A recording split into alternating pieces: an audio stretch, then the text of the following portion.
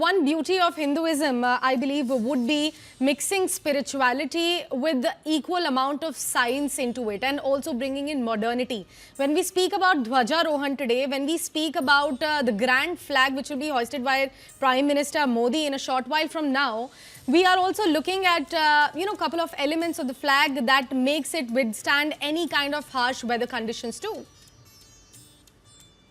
So yeah, I realized the materials of parachute and even Indian Army and a lot of scientists, a lot of fabric scientists, a lot of wind scientists are being consulted before hoisting and the making the paraphernalia around this flag. And this is not new. I'm saying if you go to Konark temple, if you go to Puri temple, if you go to the temples of the south, their geometry, trigonometry, as I told earlier, is of world class. You can't even imagine. Now people are doing reverse engineering and realizing that how hundreds and hundreds of back when there were no cranes and big earth movers and machines to move such large stones, how they were being made such large temples. So yeah, Indian, and as you rightly said, and Sanatan is full of science from Ayurveda to Panini's grammar. There are a lot of elements from language to health to building construction. Even Natya Shastra, there is the science of performing arts. So I think that's the beauty of Sanatan, that the science and religiosity and spiritual element is woven in. I want to just pick on one. Brijesh was saying that the city of Ayodhya is prepared by Yogi Adityanath government accordingly for this grand hosting of so many guests. Now, as we all know, the Ayodhya is a municipal corporation. Now there's a second mayor of Ayodhya. So now Ayodhya gets all the funds of central government of all the municipal corporation schemes. The roads which you're seeing where Prime Minister's car is running, it was a tiny 10-12 feet lane. Now it's a two-side double road, and shops have a facelift. Every shop has a color scheme. Now multiple hotels are coming up from 500 rupees to 10,000 rupees a day. There are multiple kinds of hotels from 5 rupees meal to a 5,000 rupees meal. You have every kind of catering to every kind of strata on the streets. You can walk, and Hanuman Gadi and other temples, Janak Bhavan, Kanak Mahal, how Saryu Aarti has become so grand. So every element of Ayodhya is now tantamount to this grand temple. Shantanu, and on that point, Brijesh, I want to ask you, because there were a lot of questions in the political circle, specifically from the opposition, that what was the need of constructing this temple? You could have built an educational institution over there, you could have built a hospital over there, but look at the kind of employment and money this temple has got for the city of Ayodhya.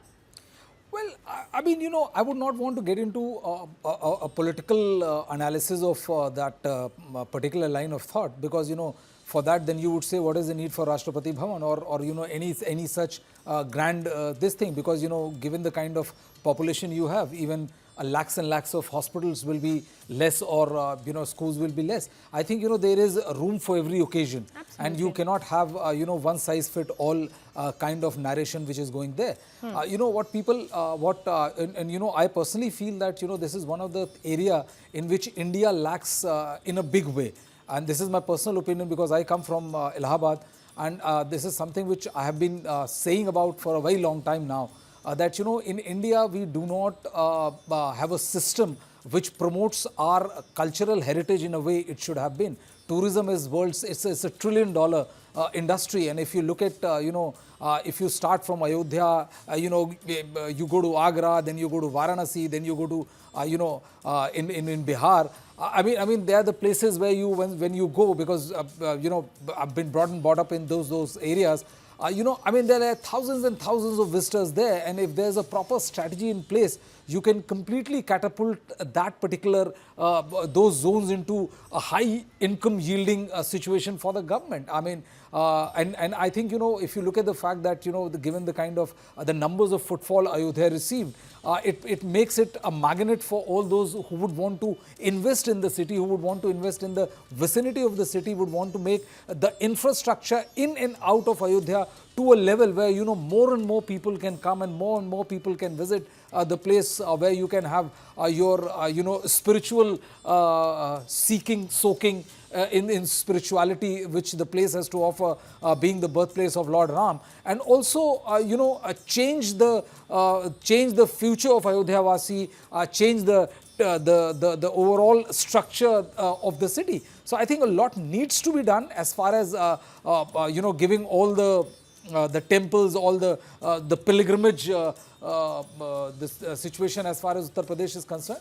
But I would say that there's a place for all, and there's a place for school, hospitals, and all, and then there is also place for spirituality as this temple of Lord Ram is concerned. Absolutely. Neena ji, you being author of Amazing Ayodhya, I want to ask you, since we all know the history related to the Ram temple, and the temple has had the kind of fair struggles share as well. We know what has happened with the temple, and to get the rightful place of Ram Lalla after so much battles. I want to ask you, what does this temple, this Dhwajarohan would mean to Ayodhya Vasis and also to the entire nation today?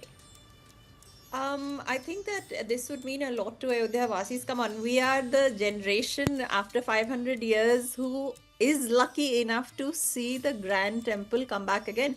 For 500 years we had struggle, and perhaps if the BJP was not in center and Yogi ji was not in UP, this probably would not have happened, because it doesn't only require one person's vision, it requires a vision that is then followed by a number of people, right? And whether Singhal ji spearheaded this with Advani ji and others, but then the vision was so magnificent that even today all of us are behind this.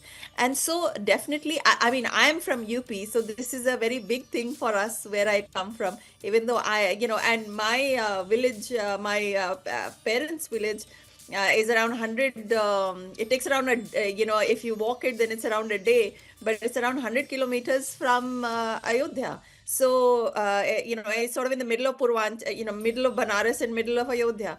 So for us, it's really beautiful. It's amazing. And with regards, I was listening to you speak about the economics as well. So let us remember this very clearly. The Hindus are a very devout race of people, and I'm saying race because Hindus are from this subcontinent. We follow the religion, and we also belong here. We've been here for thousands and thousands of years, right?